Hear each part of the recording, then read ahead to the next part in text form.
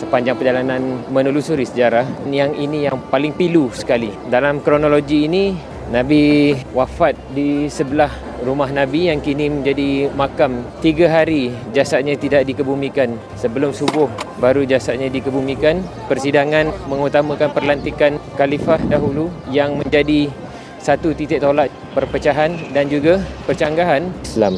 Namun kurang yang memahami peristiwa yang pernah berlaku, yang hari ini kita akan saksikannya sebagai penghujung dalam episod Kembara Wahyu Umrah Sirah kita pada kali ini.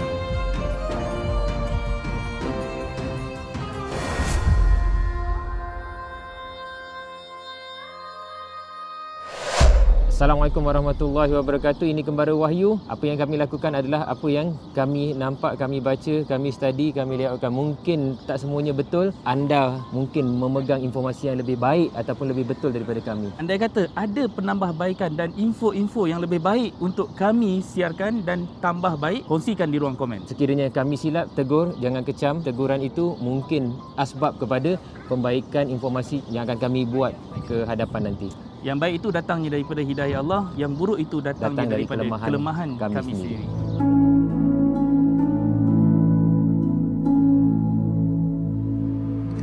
Hari kedua kita terakhir di Madinah. Esok kita akan berangkat ke Jeddah untuk menghantar Taqwa dan Syahri kembali ke Malaysia. Dosa apakah kali ni? Masya Allah. Ini Malaysian. Orang-orang Arab ni, bukan orang Arab ni, orang Melayu. Kita dapat kunjungan daripada seorang jemaah RU218, Safiah nama dia, yang bekerja di hospital dekat dengan Jabal Uhud. Dia bekalkan kepada kita nasi lemak ayam, siap dengan kuih sekali, yang dia masak sendiri. Masya Allah, terbaiklah. Ni bagi nasi lemak ni macam tanda-tanda dah nak kena balik je. Memang dah nak balik dah pun. Terima kasih Kak Safiah. Semoga rezeki Kak Safiah diperluaskan. Sambil-sambil kita melayan Masjidil Nabawi dengan nasi lemak kita, insyaAllah. Oh, nikmatnya dapat sambal kuning. Top up sambal lagi sini kan. Ni tanda kelas. Kalori kita bertambah-tambah. Lain sambal dia buat sambal lain untuk benda ni. Lain macam lah selera Nusantara ni. Actually, ni antara kuih favourite saya. Jadi saya boleh katakan Kak Safiah buat ni memang terbaik lah. Memang mantap. Kemudian ni lagi seorang terus teringat bini. Apa kita dah mula merindu. Jadi kalau dah sampai ke sini, jangan rasa kita ni tak ada saudara. Kita ada ramai awak-awak kita yang baik-baik ada dekat tanah Arab ni. Jadi kalau datang ke sini ni, cuba kita bersilaturahim dengan mereka. Pagi ni kita akan bergerak menuju ke muzium biografi Rasulullah SAW dan juga extension masjid, insyaAllah. So kita nak tengok dulu apa yang ada dekat sana, dan kita akan kongsikan apa aktiviti yang kita boleh buat di Madinah selain daripada kita buat ziarah luar dan dalam Masjid Nabawi. Semua kereta yang bukan taksi pun dia ingat dia taksi lah. Dia akan offer ride, tak free. Kita negotiate je. Kalau nak secure lagi, pakai meter, buka GPS. Baru kita tahu dah dia bukannya bawa go around the bushes. Keluar daripada hotel je, kita terus saja pergi ke muzium hadapan gate nombor 307. Sampai je sini, kita dah beli tiket. Ini muzium yang kita akan pergi, The Prophet Mosque Expansion Exhibition. Dalam ni tidak boleh ambil video, tapi kami cuba untuk minta izin. Kadang-kala minta maaf lebih mudah daripada minta izin. 1.15 rial bukan RM15. 15 rial. Okey, jom kita boleh masuk. Ni tengah tunggu jemaah-jemaah lain masuk dalam dulu. Lepas ni baru kita masuk. Bila ada grup, dia macam ni lah. Kena bagi satu grup lepas dulu.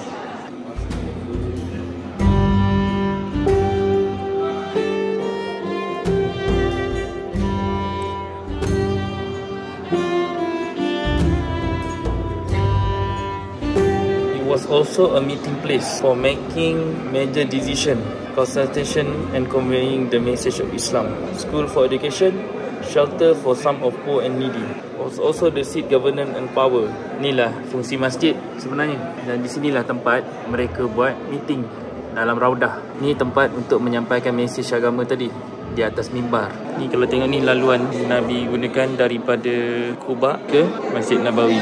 Tu model rumah Nabi. Ni rumah Nabi yang asal. Saiz dia besar macam ni je.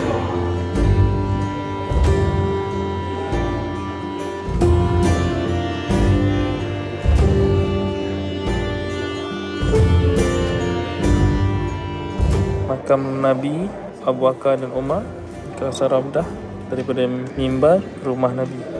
Asal mimbar Nabi, 2 anak tangga dan 1 tempat duduk. Dan sekarang yang terkini macam ni rupa dia.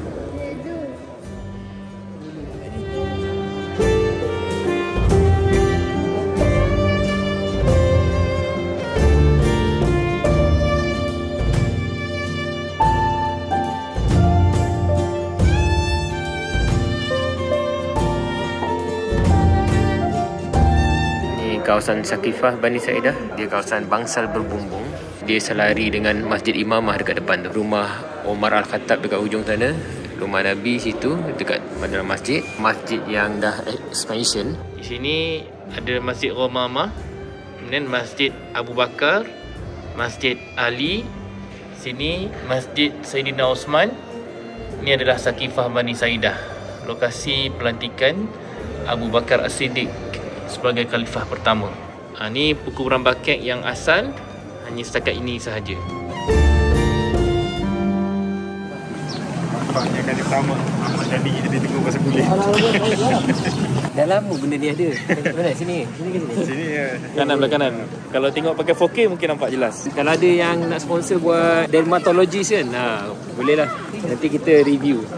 Okay, kita next terus masuk ke Masjid Nabawi. Tadi kita dah tengok dia punya expansion, pembangunan daripada rumah Nabi sampailah siap menjadi sebuah masjid yang indah macam ni. Kita nak telusuri laluan sejarah daripada hari kewafatan dia sehinggalah pengakhiran perjuangan Rasulullah selama 23 tahun. So kita ambil wuduk dulu. Tempat wuduk dia sangat luas. Uish. Kat sini ada banyak belalang, musim banyak belalang. Ni arwah baru saja. Besar, hampir besar ibu jari juga ni.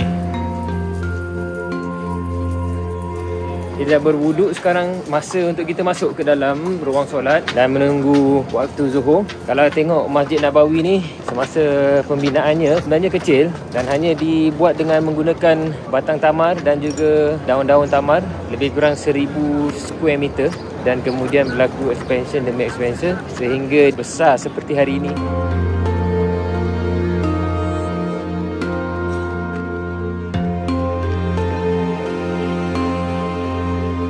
Itu dia kerusi-kerusi solat berlebihan yang dikeluarkan daripada Masjid Nabawi, termasuk wheelchair-wheelchair asalnya wakaf, tetapi akhirnya menjadi satu pembaziran dan juga menjadi peluang kepada sebahagian yang rajin mengutip dan menjualnya semula di Hijrah Gates. Dan kita menuju ke arah bahagian tengah Masjid Nabawi.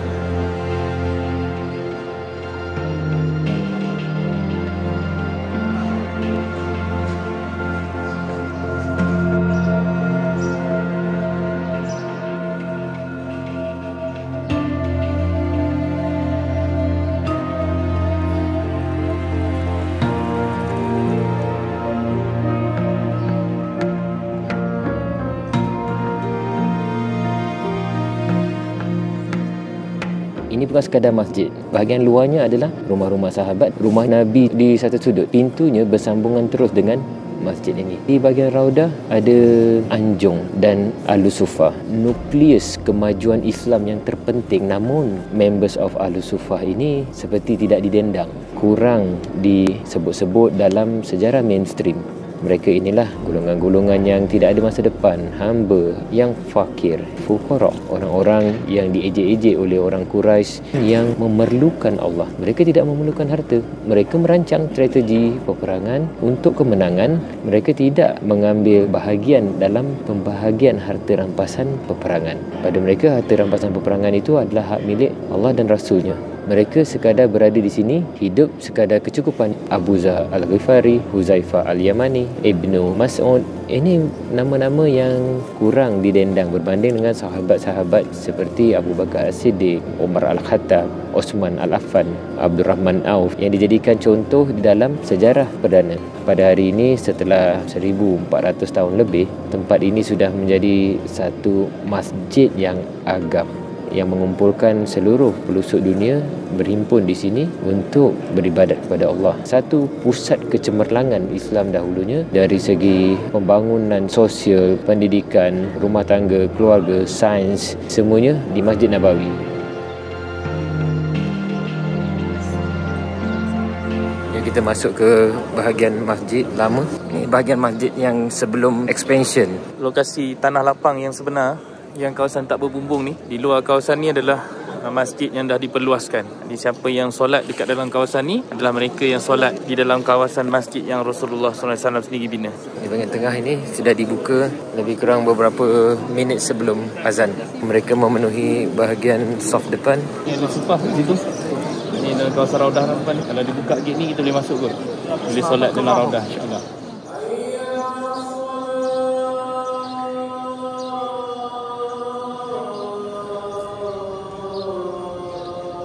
Selesai menunaikan solat Zuhur di Masjid Nabawi, kami bersiap untuk ziarah ke Raudah yang dijadualkan selepas waktu solat Maghrib nanti.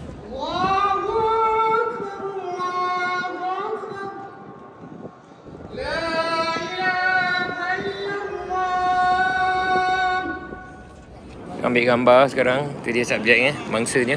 Kemudian next.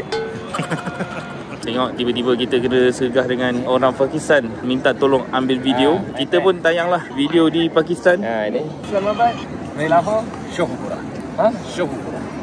No. Faisalabad. Mana tu? Malam kita nak ke Raudah. Kita book slot pukul 7 petang. Remang-remang di Masjid Nabawi. Salatu alal mayyit yarhamukumullah.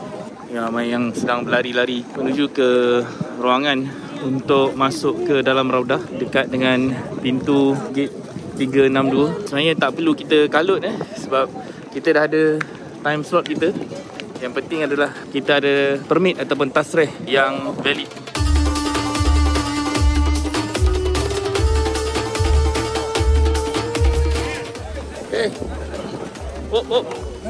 Jom, nak tutup. Okey. Itu tadi buka dah. Lepas. Jom. Okey. Sini.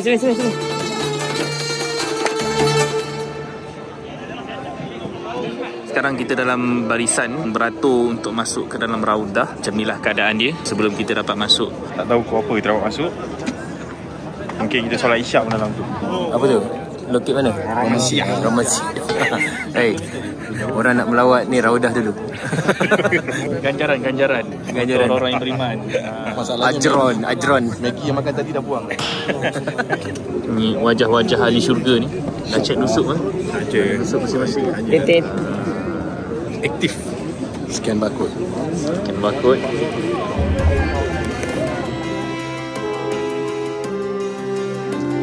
Okay. Semua lepas masuk.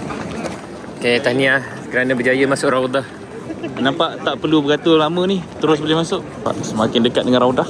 Sampai sini kita kena tanggalkan selipar kita. Kita kena duduk dekat dalam petak-petak ni dan kita akan dipanggil untuk masuk ke dalam.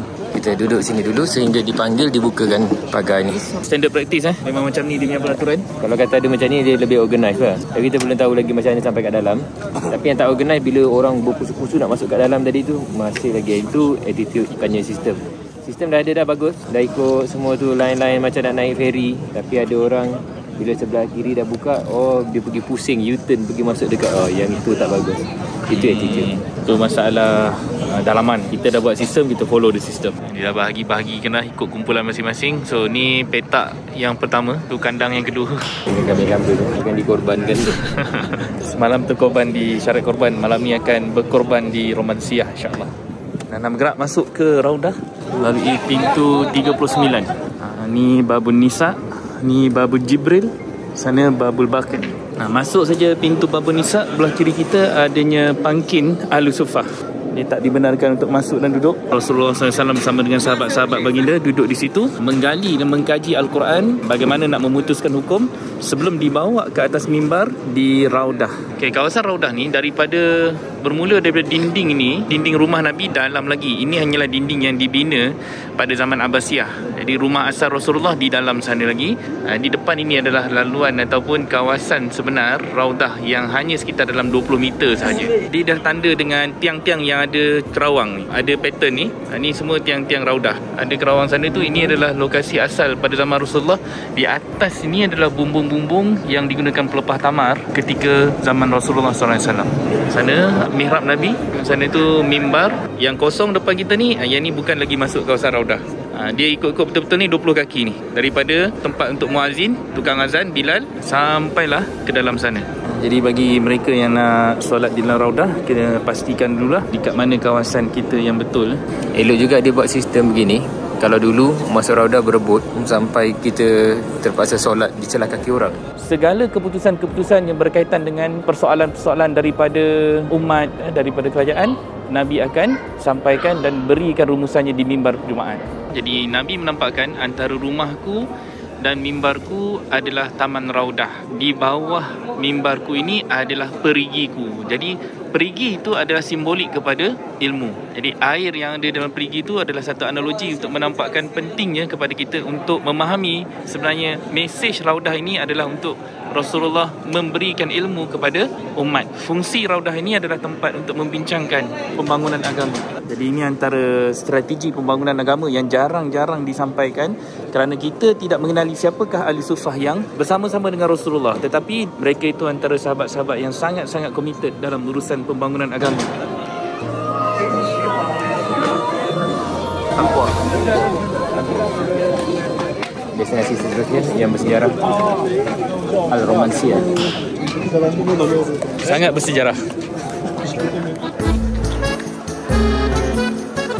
Oh dia Ni kami. Ini memang gaduh. Alhamdulillah. Alhamdulillah. Falyatafaddal mashkur. Bismillahirrahmanirrahim.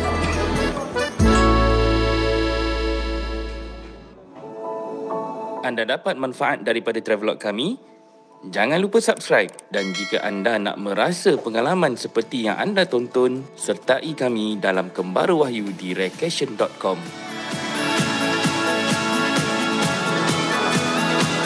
Ini baru.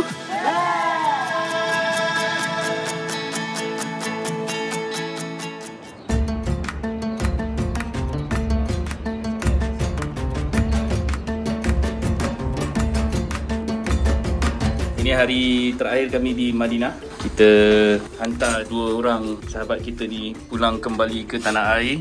Jadi kita nak pergi singgah sekejap ke kedai souvenir. Souvenir dia semua kurma je. Kacang cerdik, kacang tak cerdik semua ada. Itu tanda-tanda badan semakin sihat semenjak duduk di tanah haram ni. Ini adalah baju yang saya beli sebelum saya datang ke sini. Alhamdulillah masih muat lagi. So maknanya dia ada penaikan lah. Baju ni je, baju lain tu mak asal amah dah. Baju tu je muat. Okay, jom kita pergi cari jap. Semalam waktu kita jalan-jalan, kita perasan ada satu kedai jual buah kurma. Kedai dia tak jauh, sebab kita bajet kedai dia kat sini je, hujung ni je. Asalnya tempat dia pasar kurma. Sebelum expansion berlaku, bagus juga sebenarnya, masih ada lagi kedai-kedai kurma yang menjual kurma dalam bentuk borong lah. Mungkin harga dia lebih murah daripada harga yang biasa kita beli di pasar kurma. Ni mungkinlah kalau kata kita datang ke Madinah, kita stay di bahagian awali ni, kawasan yang tak ramai orang duduk, tinggal. Dan mungkin kita rasa tak banyak kedai-kedai yang ada seperti bahagian depan. Sebaliknya, sepanjang kita ada kat sini, kita nampak banyak kedai menyediakan barang-barang yang sama juga, lebih kurang dengan di bahagian Syamali. Mungkin harga dia, kualiti dia lebih baik. Yang penting kita kena tanyalah. Okey, yang ni 35 rial. Besar 50 rial. Ini besar lagi. Ini bagus. Nombor 1. Ini Ada nombor 1. Ini ajuan nombor 1. Rasa sikit kering ke lembut? Saya rasa kurma, walaupun makan ready ataupun gravy, sama juga kurma juga. A ke B? Saya ambil biu. Okay, ni 35 ni 50 rial. Kira murah lah. Oh, betul lah. Okay, saya dah rasa ni sedap. Kalau saya lah, saya suka kurma ni sebenarnya. Orang Melayu kurang makan sikit sebab dia kata manis. Tapi kalau orang Arab, dia akan raikan tetamu dia dengan kurma sukari ni. This is best quality adwa from Qutuf dates. You see from this Google Qutuf Altamar factory. Ni syarikat Saudi punya dia cakap. Famous juga di Saudi. Dia katakan ada quality. This one how much? This is 50 rial. 50 rial, 1 kilo. 1 kg, yeah. Sawa-sawa? Same to same. Sama-sama. Oh, ni dalam 900 gram. Yang kotak siap-siap. Macam Syahrir dia nak ambil yang dia siap bungkus. Senang sikit. Dah siap kotak terus. Ni senang. 10 kilo kurma. 3 kotak coklat. Okey lah ni. Cukup lah ni. 500. Okay. 500 okey. Okay. Kita bagi kat dia. Dah. Mashallah. Masya-Allah. Bos. Ni bos. Ayo, syukran. Ada orang tolong bawa. Kebanggaan Hidayah. Dah lah kuat, bijaksana sebab tu. Beginilah lelaki shopping. Dia terus pergi satu kedai je. Kalau kita bawa isteri-isteri kita orang, biasanya dia akan pergi banyak kedai. Isteri-isteri lah ada 2. Jalan-jalan tengok apa yang ada, makanan apa yang ada kat sini. Ni lagi seorang ni tak habis-habis lagi beli cenderahati. Semangat tengah test kopi lah. Okay, siapa yang mungkin nak beli sejadah yang siap tulis nama, kitchen pun siap boleh tulis nama, mungkin boleh singgah ke kedai ni. Tak jauh daripada gate 364 hadapan Kubah Hijau. Kunci hati Mekah. So nak tulis nama siapa ni? Hidayah? Hidayah tak payah. Hidayah tulis nama dia dah mati. Belilah tasbih, nanti dia akan mengingati Allah. Masih lagi keliru nak pilih yang mana. Ni lagi seorang peminat bukhor. Kalau siapa nak tahu, bukhor tu dia macam oat juga. Dia boleh dibakar dan diasapkan dalam rumah kita lah. Dia macam kita pakai, dia bukan pakai kemenyan Setengah orang ingat rumah bau kemenyan kan. Tak, dia bukan bau kemenyan, sebenarnya bau oat. Malam yang saya start, dia punya tali pinggang tu, dia punya lubang tu dah tak muat. So saya rasa boleh hadiahkan Hasan lah tali pinggang ni. InsyaAllah muat. Dulu orang pergi haji pakai tali pinggang WWF tau. Saya beli kitchen, cari serban pula. Cari serban. Ni pembelian serban sedang berlangsung. Baik, bagus kualiti, murah-murah. Ini apa? 20 rial. Oh, 20 rial. Ada harga beza tau, Arab dengan Malaysia nampaknya. Kalau engkau buat muka Arab sikit, kau dapat 10 rial. Siap dengan tali nampaknya. Sama Arab. Dekat sini pakai untuk serban. Balik Malaysia pakai untuk Muay Thai. Tahu guna masa bila? Masa kedua kahwin nanti. Confirm beli warna putih tu nampaknya. Kuala Lumpur. Masya-Allah, ini Malaysia. Malaysia. Sahabat. No. Okey, mantap. Very good. Mantap lah. Okay, selesai shopping. Jom cari makan. Nampak tu ada kebab. Hatan Cafeteria. Dah ada kebab lah bagi-bagi. Menarik. Oh, shawarma. Ni breakfast small only. 8, 15, 20. 8.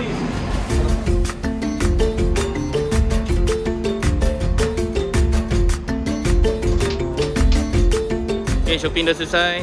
Sarapan dah dapat. Shawarma. So kita balik bilik dulu. Lepas ni kita kemas-kemas dan kita check out untuk pergi ke Jeddah.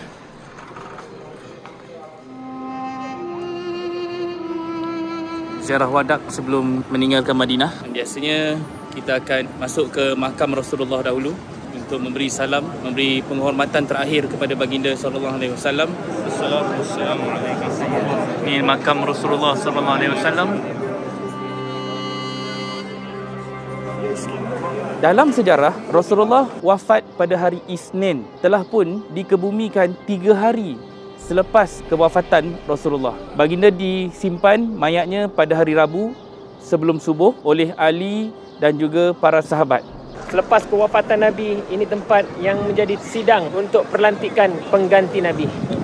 Yang hari ini dijadikan sebagai taman, sebagai tanda satu historical monument pembangunan dan juga sirah agama yang kita hari ini telah menerima. Kalau kita menghadap ke arah kiblat, di sebelah sana. Sakifah adalah di sebelah kanan belakang, berhampiran dengan Anwar Moving Peak.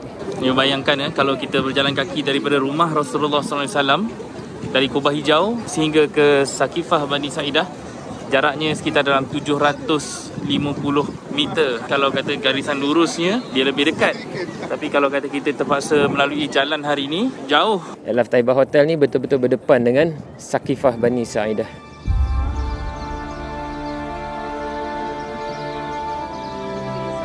Lihat tempat ini seperti satu oasis di kawasan yang berbangunan-bangunan batu. Apabila kita melawat di sini, kita bukan sekadar melihat ataupun berselfie dengan taman yang cantik. Minta maaf je, dia memang tak buka. Dia pernah buka sebelum ini, tapi sekarang ni dia dah macam dia tutup sepenuh masa.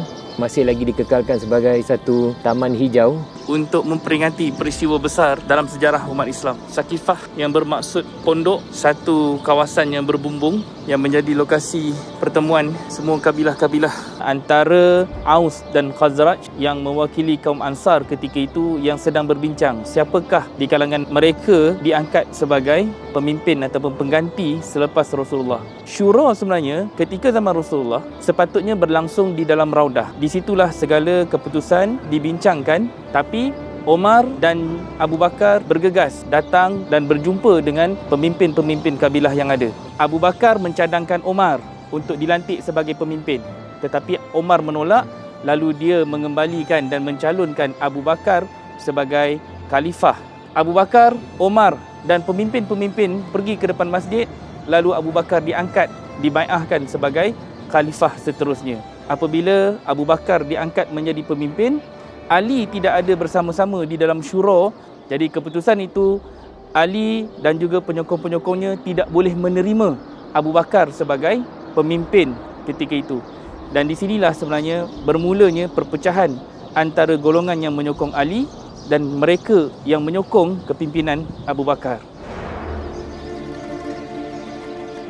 Kalau daripada Syiah mengatakan Ali telah dilantik menggantikan Nabi semasa di Ghadir Khumm. Sunni pula berpandangan itu hanyalah sebagai maula, spiritual leader. Secara administratif, Abu Bakar dilantik. Benar ataupun tidak, kita bukan untuk mencari salah siapa, tetapi kita mahu cari titik temu yang menjadikan pelajaran kenapa dahulu Islam hanya satu. Nabi tak tinggalkan Syiah, Nabi tak tinggalkan Sunni, Nabi tidak wariskan mazhab-mazhab yang tertentu, tetapi Nabi hanya tinggalkan Islam. Namun kenapa hari ini kita sudah berpecah kepada cabang-cabang, sekalipun antara cabang itu meraihkan cabang yang lain, walaupun ada juga sebahagian cabang membenci yang satu lagi. Setiap satu merasakan mereka lebih benar daripada yang satu lagi. Kemudiannya berlaku pecahan-pecahan mazhab juga.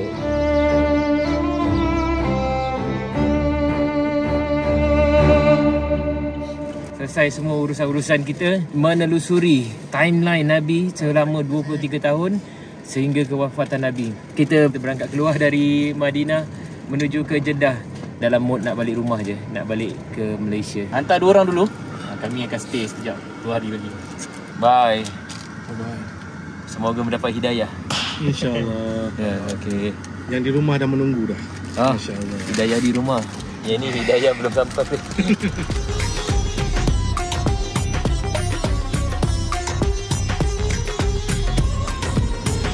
Welcome to Jeddah. Sebelum balik dari Saudi, kita al-baikkan semua supaya jadi orang yang baik. Alhamdulillah, tercapai juga hajat kami nak makan al-baik. Kami ke Jeddah Waterfront untuk menikmati ayam pedas paling sedap di Mekah sambil menikmati pemandangan Laut Merah.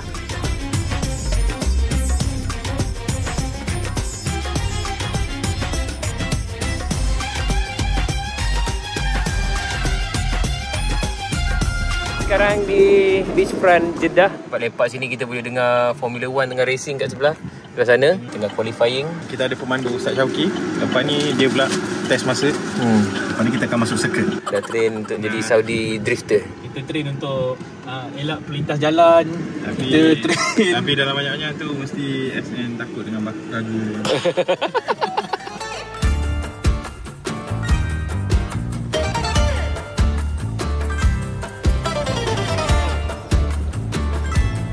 Al-baik tepi laut.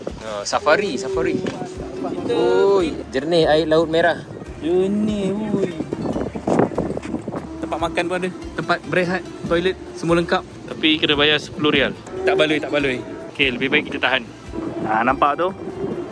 Kita punya geng tu daripada jauh dah nampak dah. Ini baru rare. Ini baru layan. Makan angin sikit hari-hari terakhir untuk kawan-kawan kita yang akan balik ke Malaysia besok. Jadi kita raikan mereka dengan segala kebaikan. Al-baik. Baik punya.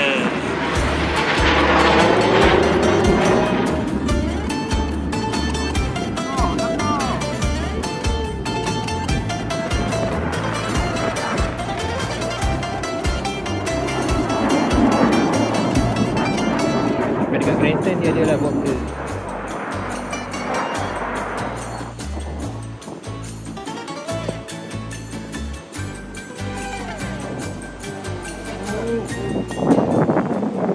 Wah, dia nak lawan kapal terbang. Oh.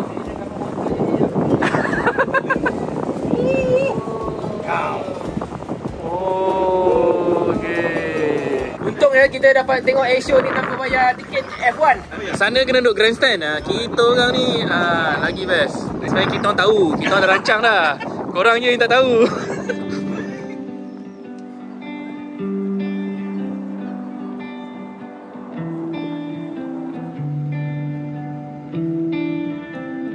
Kami bergerak untuk check-in penginapan. Sebelah malamnya, kami manfaatkan masa untuk bersihkan kenderaan kami sebelum diserahkan pada esok hari.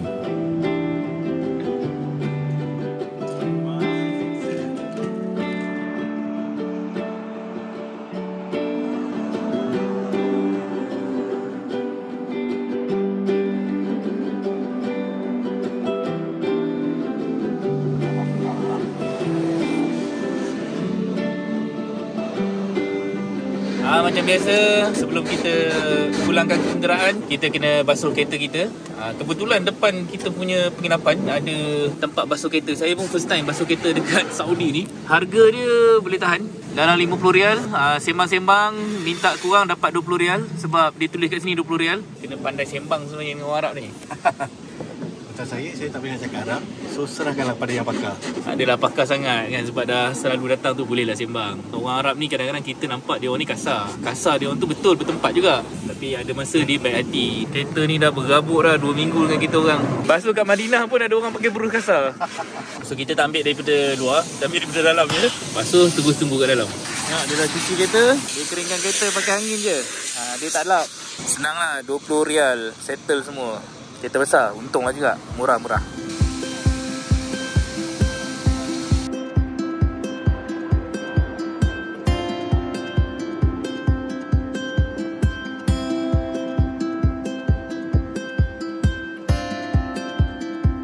Sampai masa kita meninggalkan kenangan terindah. Jangan kita takkan bersama. Rasa macam baru semalam je baru sampai. Masya Allah. Nasib baik bertahan sampai ke hujung. Alhamdulillah.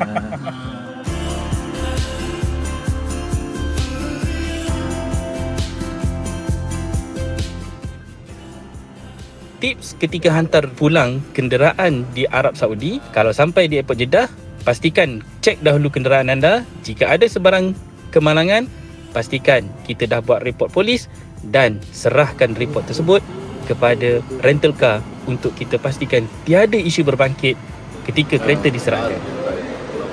Ada scratch sikit, lepas tu nak kena report polis pula. Okay, now I'm in Jeddah Airport at car rental. Okay, we return the car, but the car have a scratch, and now the car rental want us to call the police and make a report. Kalau di mana-mana negara yang kita orang pernah rent car, kita tak perlu buat report polis sebab itu minor damages. Unless accident, dan kita kena buat report polis. Yang ni dia tak boleh buat, dia akan deduct deposit. Padahal kita dah ambil full insurance yang supposed to cover disebabkan oleh, dia cakap ada scratch tapi kita tak buat report polis. Penat weh. Sewa kereta mudah, keluarkan kereta mudah, bawa kereta macam Tokyo Drift. Orang nak melintas je. Orang nak bawa kereta, bawa je. Dia ikut lillahi ta'ala tu, tengok mana yang kena langgar. Semua tu takdir Allah. Poli pun dah lari dah balik. App dia pun tak boleh nak hantar report. Tapi dia cakap tadi dengan ni, dia dah hantar report. Kita tengoklah. beratur lagi untuk buat clearance. Dia kena check email. Kira macam ni nak kena buat report poli memang satu sejarah besar lah sebagai traveller untuk negara Arab Saudi. Please make our life simpler because benda ni semua korang yang buat pun undang-undang ni. It's not reasonable at all. You got to be better and less bureaucratic. Okay, kereta kita dah pulangkan. Terima kasih kerana berkhidmat kepada kami selama 15 hari. Sayang. Tapi itu semua duniawi. Tak apa, lepas ni kita carikan kereta yang lebih baik lagi. Kalau dia manusia, dia dapat dah wahyu tu. Cuma dia tak dapat masuk raudah je. Kereta tu adalah raudah kami sebenarnya. Banyak kami sembang ilmu dalam tu. Drama-drama pulangkan kereta dah selesai. Sekarang drama nak balik. Semua dah berjaya masuk. Okay, kita nak pergi wrap dulu barang-barang kita. Lepas wrap, baru kita boleh settlekan. Urus diri pula.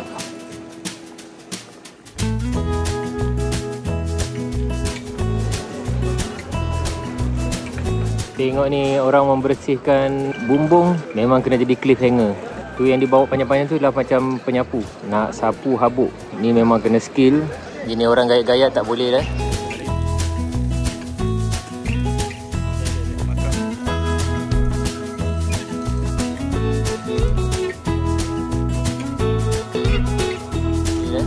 Ready untuk check in. Kita kena tunggu dulu. Ustaz Syauqi tengah tanya adakah boleh bawa masuk air zam-zam bawa balik dengan Emirates kerana Saudi dah memang tak bagi dengan menggunakan turis visa. Cuma umrah visa saja yang boleh bawa balik air zam-zam. Supervisor kata setiap seorang boleh bawa balik satu air zam-zam. Alhamdulillah menggunakan visa turis. Okay, air zam-zam beli dekat sini. Tapi hanya menggunakan flight ataupun airline tertentu sahaja. Yes. Thank you Emirates.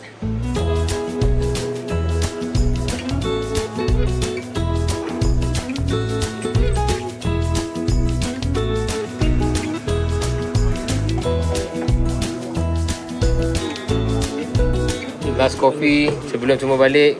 Bismillahirrahmanirrahim. Apa ni semua ambil gambar? Cak, bismillahirrahmanirrahim. Okey. Ya. Sesi kopi kita yang terakhir di Jeddah bersama dua budak botak yang akan balik hari ni. Semoga kita bertemu lagi Juju. Saya yang bukan minat kopi pun boleh jadi minat kopi sebab Juju. Memang sedap. Juju, semoga Juju dapat hidayah. Lain.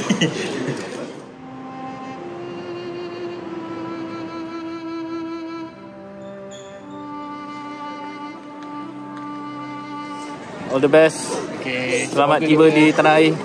Tak ada orang nak bahan dia. Dia punya kami masin. Apa pun kami masin tetap menjadi salah satu milestone dalam kita punya travelog yang tak dapat kita lupakan. Inilah chef dia. Dia kata tak apa, ini semua ikut hati. Kalau yang pertama tu ikut daripada malaikat wahyu. Asal jangan pahit, bukan majah pahit. Kuruk-kuruk muka nak telan kambing tu. Dah lah kambing tu sedap. Makan masa tu sebab view lawa dan lagi pun itu je makanan yang ada. Apa pun dah berakhir semua sekali. Pengalaman pahit, manis dan masin. Okay, semoga kita jumpa lagi. Tak boleh nak peluk dah. Dah berlagu. Besar sangat. Terima kasih Syed. Okay. Jumpa di Malaysia. Ingat zam-zam yang dibawa balik. Terima kasih Juju yang menemani kita sepanjang perjalanan. Boleh sponsor kami lepas ni. Maju Ju lah. Terima kasih banyak-banyak semua terhadap masanya, terhadap ilmunya. Terima kasih segala-galanya. InsyaAllah kita akan berjumpa lagi nanti balik di Kembaru Wahyu season kedua. So for those yang rasa terdetik nak join Kembaru Wahyu, silalah join. InsyaAllah anda akan berpuas hati dan anda akan dapat satu ilmu yang mana anda tak akan dapat kat tempat lain. InsyaAllah. To learn history about our religion. Oh lama cakap BI aku. Hidayah will be speaking in English, so he have to take English course. For Hidayah Spears, wait for me. Bahaya ni. Bagi tahu dalam semua masuk dalam vlog. Dia orang pun tengok vlog ni. Dia berhajat sangat dengan Hidayah. Harap dipercepatkan lah benda yang baik ni. Dah betul, kita 15 hari dengan dia, kita rasa dia boleh lah baik. Baik, okey lah, okey. Okey lah. Muka macam meragukan. Okey dah, balik dah.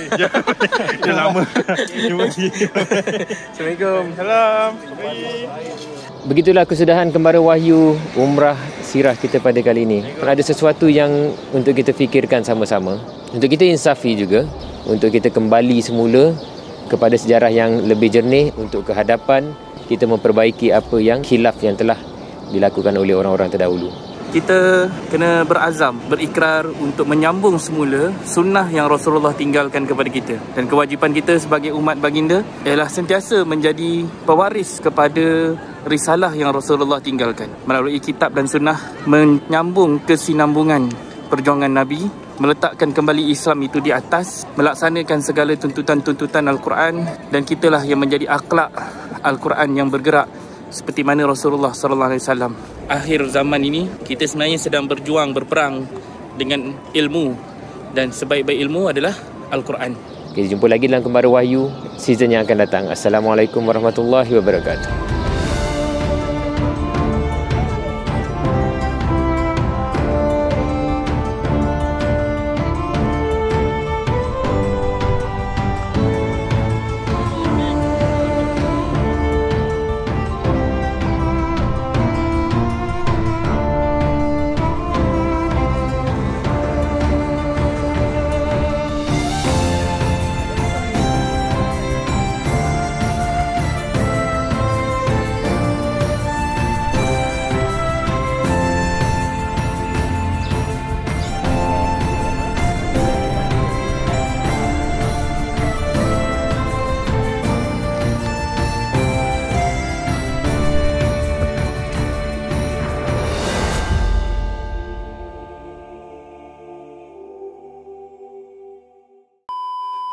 The Prophet Mosque Expansion Exhibition.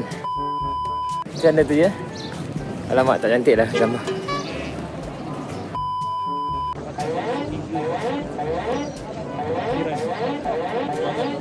Budak botak, dia memang suka pegang rambut.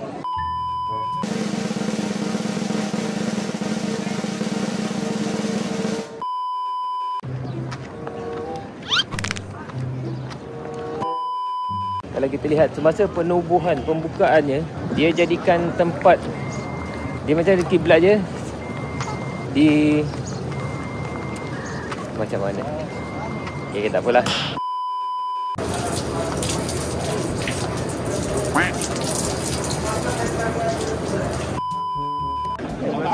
Oh, tu apa tu? Apa tu? Apa dia? Romasia? Apa dia?